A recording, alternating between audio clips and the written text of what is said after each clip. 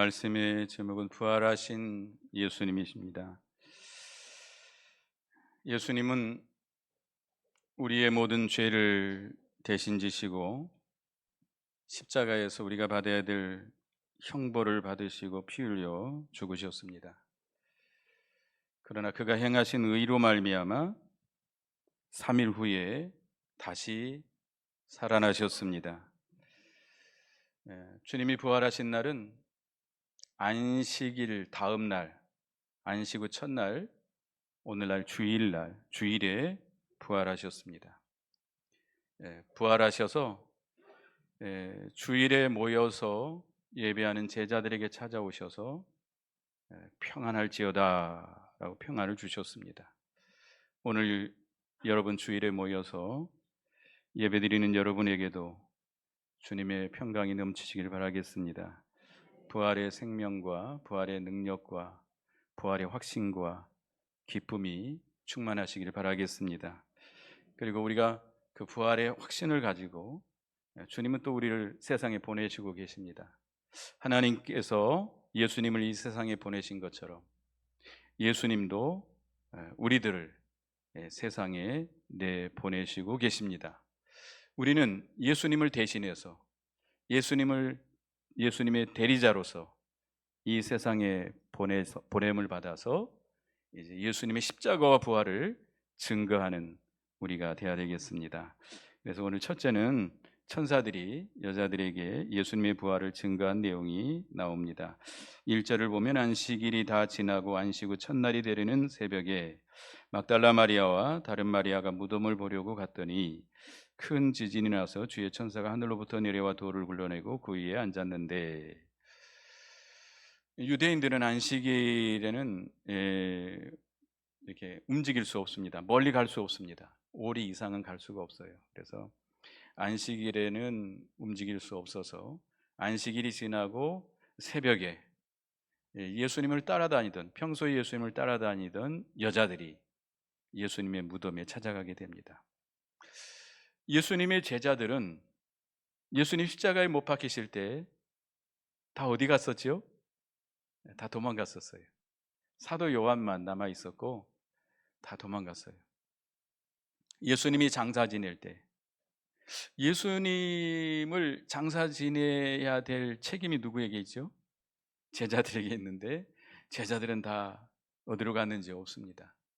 그래서 아리마대 사람 요셉과 니고데모가 장사 지냅니다.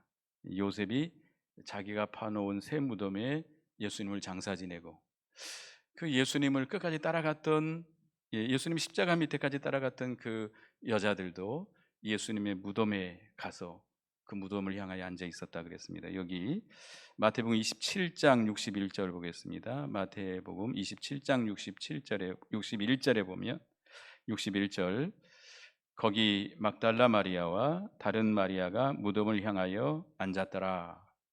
그러니까 예수님이 어디에 묻히신 것을 확인한 거죠.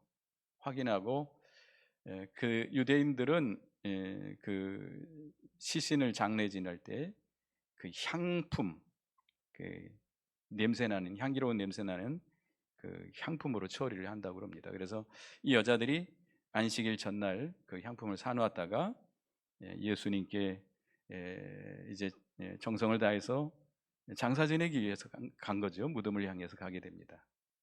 새벽에 또 거기는 그 무덤은 우리나라처럼 이렇게 무덤이 되어 있는 것이 아니고 굴을 파서, 바위라든지 이 절벽에 굴을 파서 거기에다 시신을 갖다 놓고 큰 돌로 그 입구를 막아버립니다. 도굴꾼들이나 짐승들이 들어가지 못하도록 큰 납작한 돌로 그 입구를 막아버리고, 또 예수님이 평상시에 내가 예루살렘에 올라가서 유대인들에게 붙잡혀서 죽게 될 것이고 3일 만에 다시 살아나야 될 것이다라고 여러 번 말씀했어요. 그래서 그걸 알고 있는 대제사장들, 유대교의 지도자들이 빌라도에게 요청을 해가지고 그 무덤을 지키게 합니다. 그래서 군인들을 보내서 지키는데, 그 무덤을 로마의 그 국건으로 임봉을 한 거죠. 만약에 그걸 누가 훼손을 하면 처형을 당할 수 있습니다. 그리고 군인들이 지키고 있습니다.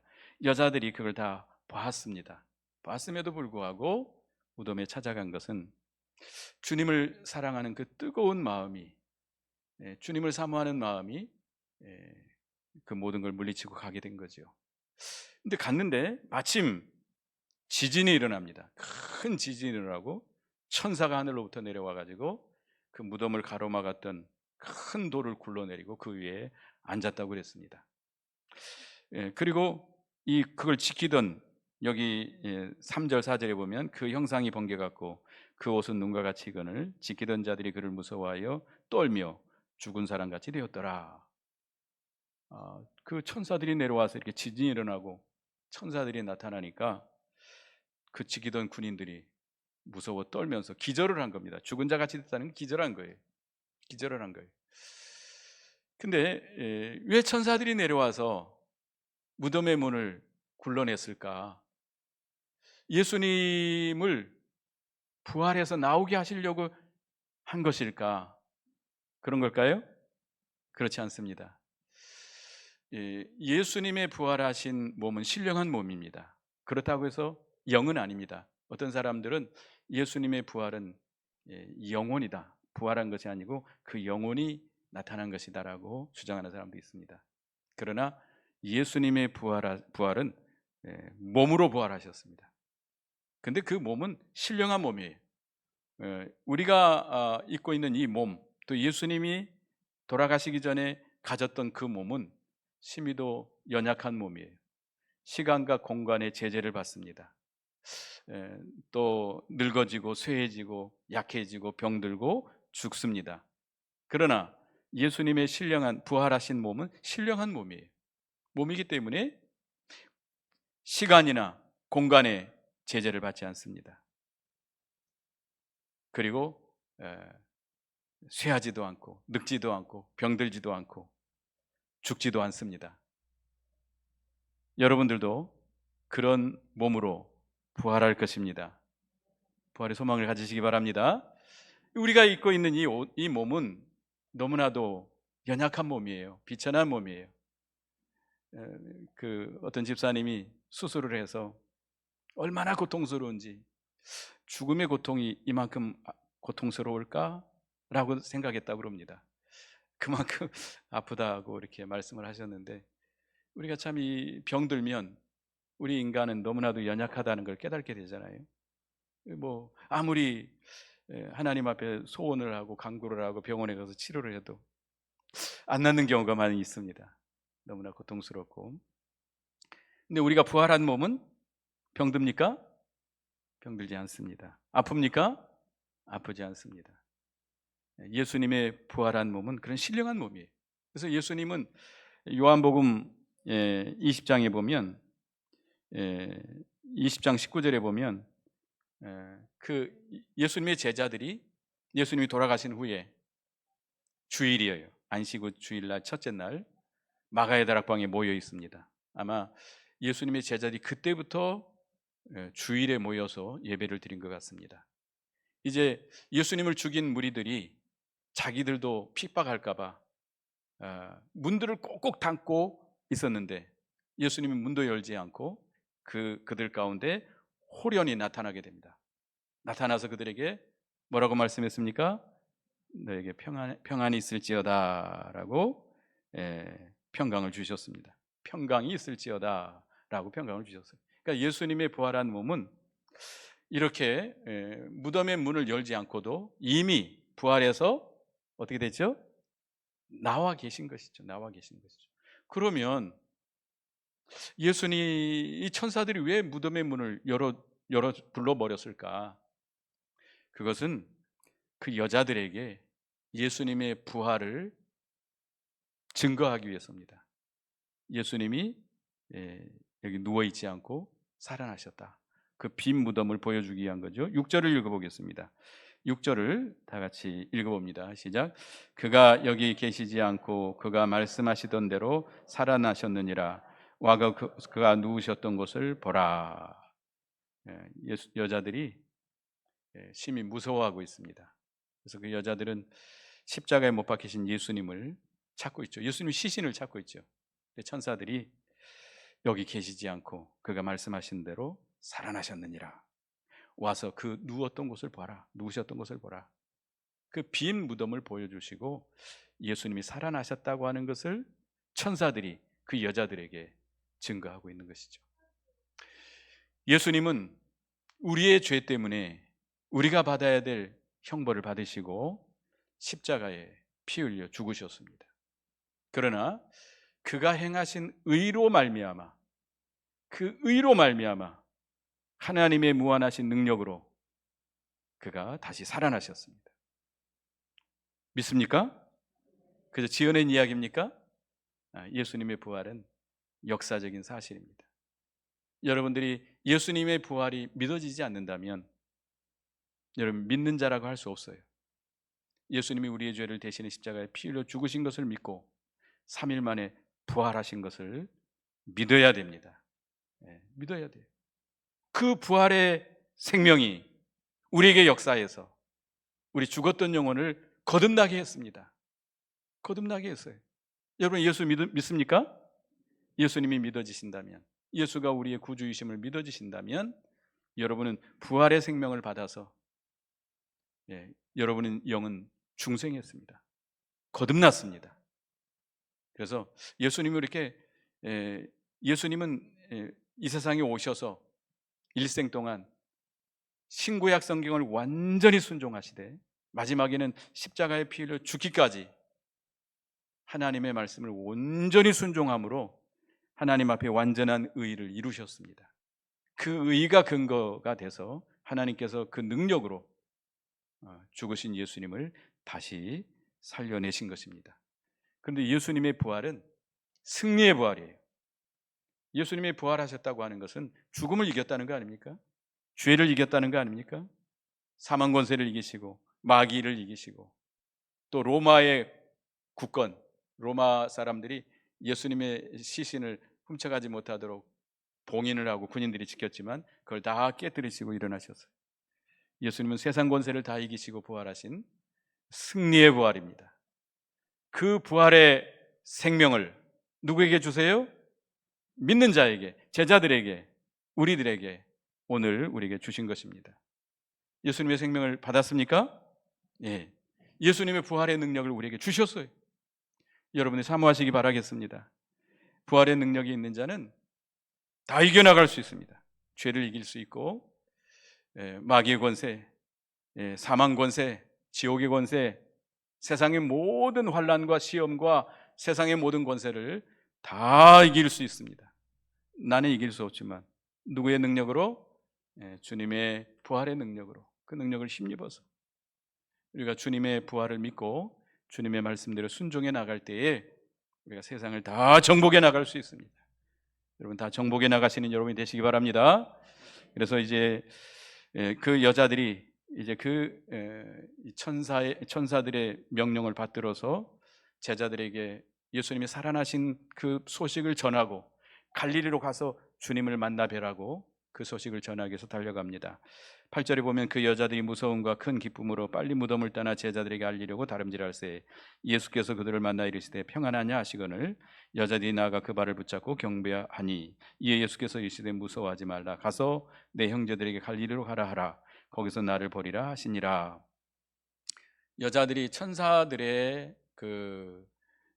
봤고 천사들이 보여준 그 빈 무덤도 봤고 천사들이 예수님이 살아나셨다라고 하는 그 소식을 전하라고 해서 가긴 갑니다. 달려가요. 어떻게 보면 예수님이 다시 살아났다고 하니까 기쁘잖아요.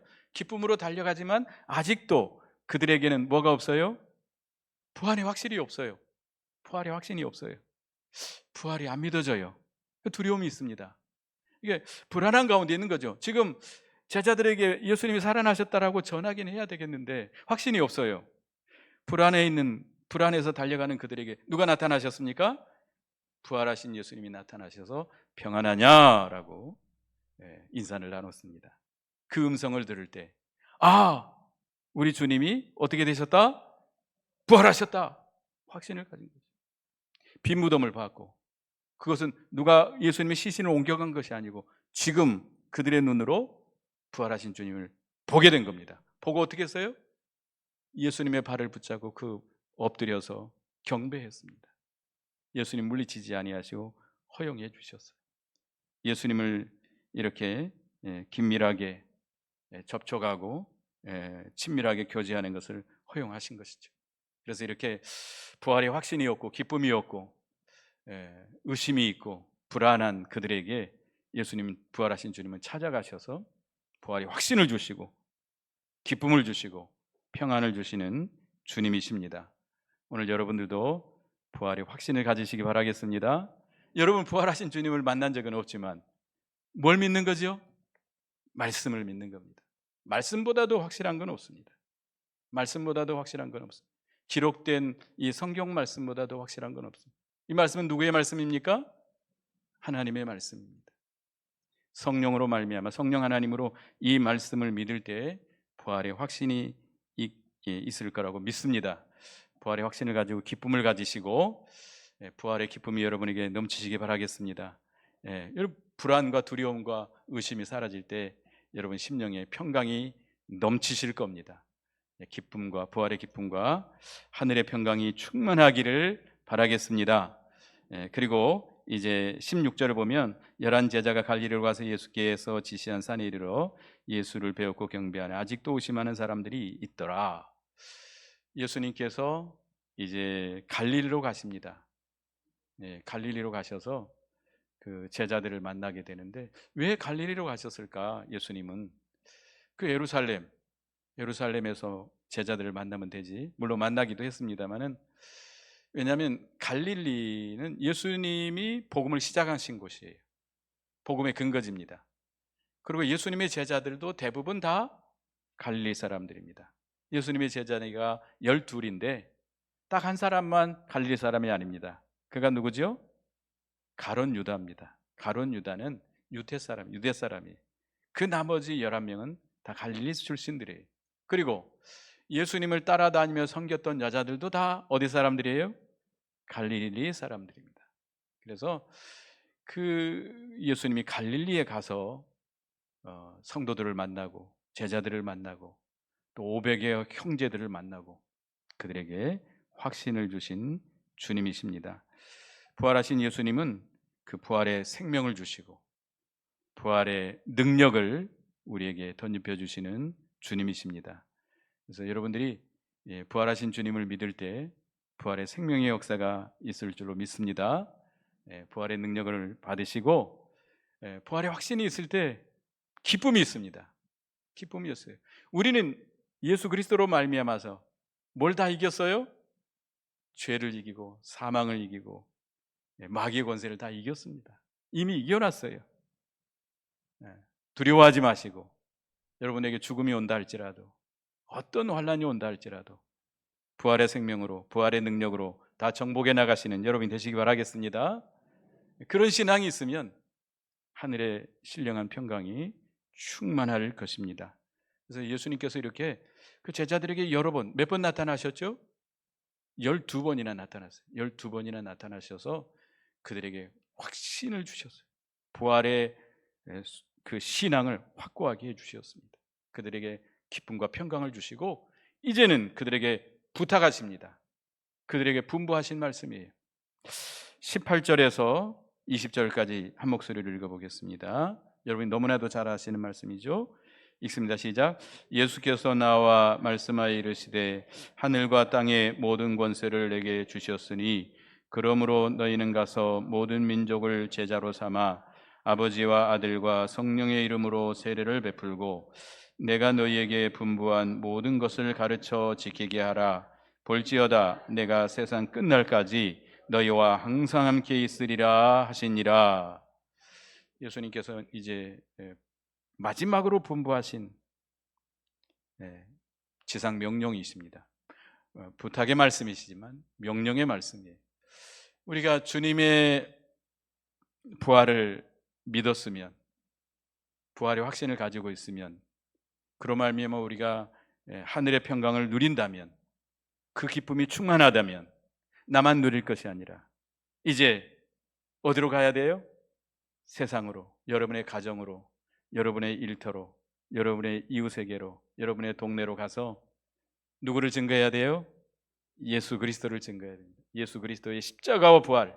우리는 부활의 증인들이에요. 하나님 아버지께서 예수님을 이 땅에 보내신 것처럼 예수님께서 누구를 이 세상에 보내시고 계세요?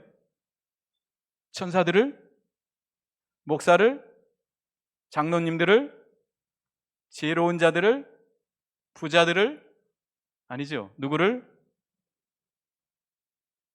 누구예요? 다른 사람들이죠? 여러분 아니죠? 나를 따라합시다. 저를, 나 같은 죄인을 주님이 부르시고 보내시고 계십니다. 천사를 보내는 게 아니에요. 세상에 지혜롭고 똑똑하고 명철하고 돈 많고 능력 있는 자를 보내는 거 아닙니다. 여러분 똑똑하신 분들이죠?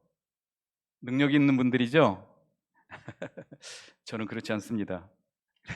하나님께서 저 같은 자를 보내고 계십니다.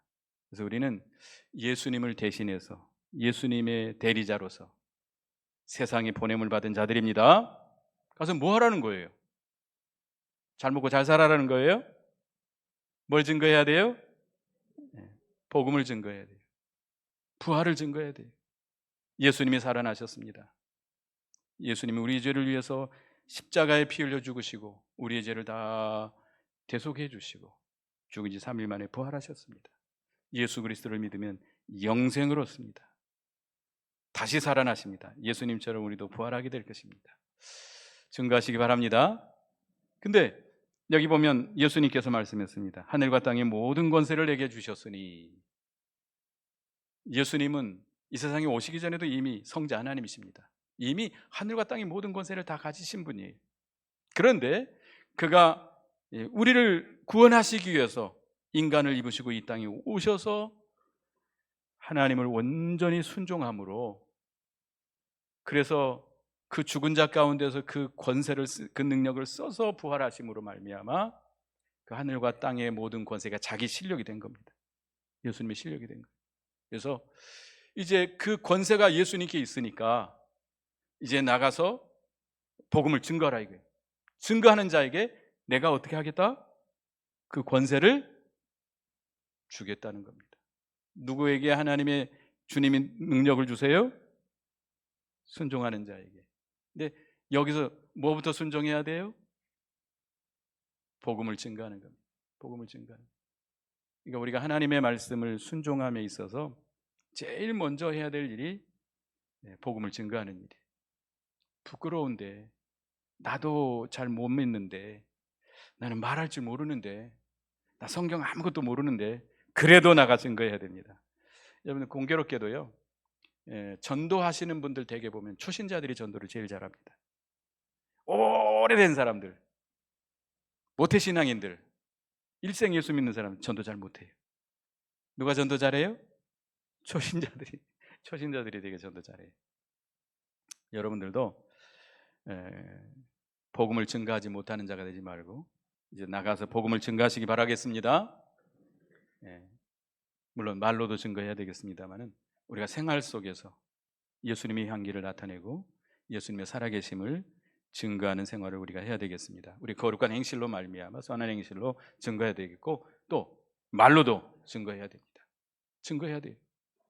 어떤 사람이 그 이웃에, 자기 이웃에 그 권사들도 있고 장로들도 있고 집사들도 있는데 한 번도 자기에게 교회 가자는 말 한마디도 안 들어요. 한마디 친하게 지나는데 같이 밥도 먹고 뭐 같이 놀러도 가고 그러는데 한 번도 교회 가자 소리도 한 번도 안 하더래요. 그래가지고 옆 집사는 그 집사 꽁무니를 따라갔대요. 어디로 가는가 보자 하고 주일날 자기도 준비하고 갔더니 교회를 가더래요. 그래서 교회 나가기 시작했다고 그러더라고요. 여러분들 그러시면 안 됩니다. 증거해야 돼요. 말로도 증거하시기 바라겠습니다. 증거하는 자에게 하나님께서 그 예수님의 그 하늘과 땅의 모든 권세, 그가 가신 모든 권세를 주십니다. 그래서 복음을 전하면 힘이 나요. 기쁨이 생겨요. 뭐 열매는 누가 맺게 하는 거죠? 주님이 맺게 하는 거예요. 구원하시는 일은 주님이 하시는 것이고, 우리는 순종해서 뭘 해야 돼요? 복음을 전해야 돼요. 복음을 전하면 주님이 힘을 주십니다. 힘이 나요. 여러분에게 힘이 나고 기쁨이 있고, 우리 영이 소생하는 역사가 있어요. 한번 해보세요. 왜 자꾸 힘이 없을까? 기쁨이 없을까? 왜 나는 왜 이렇게 우울증이 걸리려고 그럴까? 그러면 나가서 뭐 하면 돼요? 복음을 전하세요. 나가서 복음을 전하면 우울증 다 사라집니다. 기쁨이 있습니다. 즐거움이 있습니다. 힘이 나요. 순종해 보세요. 순종하지 않으니까 예수를 믿어도 힘이 없어요. 기쁨이 없어요. 평안이 없어요. 순종해 보시길 바라겠습니다. 여기 또 너희는 가서 모든 민족으로 제사를 삼아 성부와 아버지와 아들과 성령의 이름으로 세례를 베풀고 그랬습니다. 이 세례를 베푼다는 것은, 세례라는 것은 씻어서 정결케 하다라는 뜻이 있습니다. 물론 의식적인 세례를 말하기도 합니다만은, 여기서 말하는 것은 의식적인 세례만 행하라는 것이 아니고, 나가서 복음을 전하면 복음을 받아서 믿는 자는 죄 사함을 받게 됩니다. 죄를 씻어서 정결케 되는 거잖아요. 그리고 그들이 죄를 깨닫고 회개하고 또 말씀을 받아서 순종할 때 점점 깨끗게 되는 거예요. 이게 바로 세례를 베푸는 겁니다. 여러분들이 세례를 베풀 수 없잖아요. 그러나 가서 복음을 전하고 말씀을 가르치고 그들을 지키게 하는 것이 바로 세례를 베푸는 겁니다. 그래서 20절 다시 한번 같이 읽습니다. 시작. 내가 너에게 분부한 모든 것을 가르쳐 지키게 하라. 볼지어다 내가 세상 끝날까지 너희와 항상 함께 있으리라 하시니라. 복음을 전해서 그들에게 제자를 삼고 그들에게 뭐 하라? 주님이 분부한 모든 것, 주님이 우리에게 부탁하신 말씀을 가르쳐서 지키게 하라. 복음만 전해서 되는 것이 아니고 말씀을 가르쳐야 돼요. 그러니까 우리 예수 믿는 성도들은 계속 말씀을 배워야 돼요. 끊임없이 말씀을 배우고 그 다음에 그 말씀을 전해야 돼요. 가르쳐야 돼요. 복음도 전해야 되지만 가르쳐야 돼요. 우리 교회 이제 주일학교라든지 중고등부 교사들을 이제 좀 자원할 분들을 찾았지만 한 명도 없었어요. 그런데 교사로 여러분이 부름을 받아서 쓰임 받는 것이 얼마나 큰 복인 줄 아십니까? 이 가르친다고 하는 것이 큰 복입니다. 주님의 명령을 순종하는 거예요. 난 알지도 못하는데요, 나 성경 모르는데요. 그래도 순종하고 말씀을 가르치면 누가 함께해요? 부활하신 주님이 모든 사망 권세, 죄의 권세, 마귀의 권세를 이기시고 부활하신 주님이 세상 끝날까지 우리와 함께 하신다는 거예요. 일은 누가 하세요? 주님이 하신다는 거예요. 가르치라는 거예요. 가르치라는 거예요. 유대인들은 쉐마라고 그러는데요, 그 율법을 계속 낭독하라고 그랬어요. 가정에서 아이들 앉혀놓고 계속 율법을 낭독하라고 그랬어요. 가르치는 거예요. 가정예배가 거기서 시작된 거죠. 여러분들 가르칠 사람 없으면 여러분 어린 아이들이라도 앉혀놓고 가르쳐야 돼요. 여러분들이 전도해서 말씀을 가르쳐야 돼요. 교회에서 또 이렇게 교사로서 임명을 받아서 가르칠 수도 있고, 하여튼 이게 주님의 명령입니다. 주님의 부탁이에요. 그래서 주님은 하늘과 땅의 모든 권세를 다 가지신 주님, 부활하셔서 그 권세를 가지신 주님은 이제 나가서 복음을 전하라 하십니다. 복음을 전하는 자들에게 뭘 주세요? 부활의 능력을 주세요. 부활의 기쁨을 주세요. 평안을 주십니다. 순종하시기 바라겠습니다. 그리고 그들을 믿게 하고 가르치는 자들에게 세상 끝날까지 주님이 함께 하셔서 주님이 역사하실 것입니다. 그런 은혜와 복이 여러분에게 함께 하시길 바라겠습니다. 기도하겠습니다. 우리의 부활이요 생명이 되신 주님, 은혜를 감사합니다. 부활의 확신이 없는 여자들에게 천사를 내려보내서 빈 무덤을 보여주시고, 아직도 믿지 못하는 그들에게 부활하신 주님이 나타나셔서 부활의 확신을 주신 주님 은혜를 감사합니다. 저희들에게도 기록된 이 말씀, 성경 말씀을 통해서 성령으로 말미암아 믿어서 부활의 확신을 갖는 저희가 되게 해 주시옵소서. 부활의 신앙을 가지고 부활의 새 생명이 우리에게 있음을 믿고 그 능력으로 나가서 주님의 말씀을 순종해서 죄를 이기고 모든 마귀의 권세, 사망의 권세, 세상의 환난과 시험과 모든 권세를 다 이기고 승리하는 저희가 되게 해 주시옵소서. 이제 주님이 우리에게 분부하신 그 마지막 분부의 부탁을 듣고 우리는 하늘과 땅의 모든 권세를 가진 주님이 우리와 함께 하심을 믿고 이제 나가서 복음을 전하고 그들로 믿게 하고 제자를 삼고 가르쳐서 그들의 생명을 살려나가는 이 일에 힘쓰는 저희가 되게 해 주시옵소서.